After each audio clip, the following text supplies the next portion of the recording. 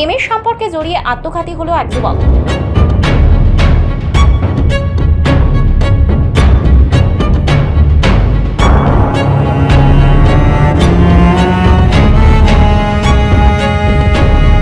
খড়িবাড়ি ব্লকের আধিকারিক ডেমরাভিটার ঘটনা।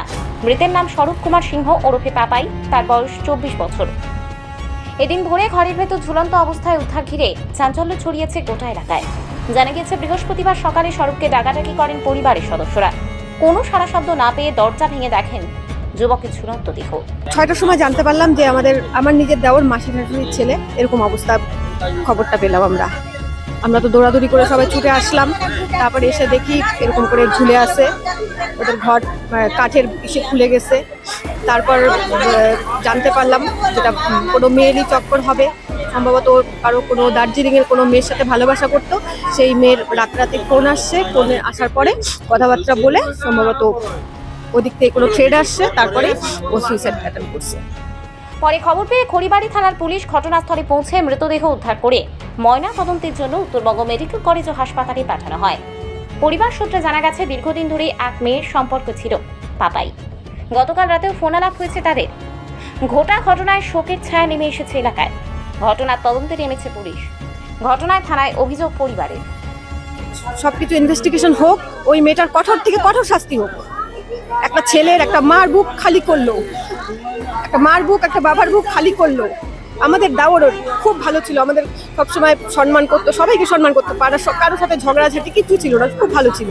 আমরা চাই এখন ওই মেয়েটার ইনভেস্টিগেশন হয়ে ফোনটা চেক হোক, ফোনের সব কল রেকর্ডিং চেক হোক, মেয়েটার কঠোর থেকে কঠোর শাস্তি হোক। সকাল ভোর 5টার সময় জানতে পারলাম, আমার মাসি আমাকে ফোন করেছিল, আমার নিজের ভাই হয়। তো সকালবেলা ফোন করে বললো যে পাপায় দিয়ে দিয়েছে। আর ছেলেটা তো খুবই ভালো ছিল, কিন্তু যতটুকু জানি কোনো মেয়ের চক্করে ছিল, মেয়ের চক্করে এরকম হইলো।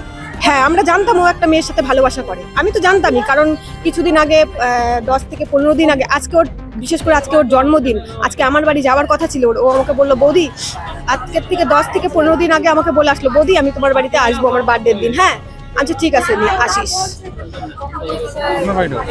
আমার বাড়ি পিডাব্লিউ। এখন দাদা দেখেন, আমি তো কিছু বলতে পারবো না। এটুকু জানি যে আমার মাসির ছেলে ছোটোর থেকে আমরা দেখছি, আমাদের বাড়িতে থাকতো। আর এমনি হাসি খুশি ছেলে ছিল, কোনো খারাপ কিছু ছিল সেটা আমি কোনোদিনও দেখি নাই। আর খুবই ভালো ছিল, গালি দিলেও কোনোদিনও রাগ করতো না। এটাই হলো কথা। আমার নাম, ওর নাম হলো পাপাই সিংহ, বয়স 24 হবে। আমার নাম দীপঙ্কর মণ্ডল। এটা হলো অধিকারী ডেমরাভিটা।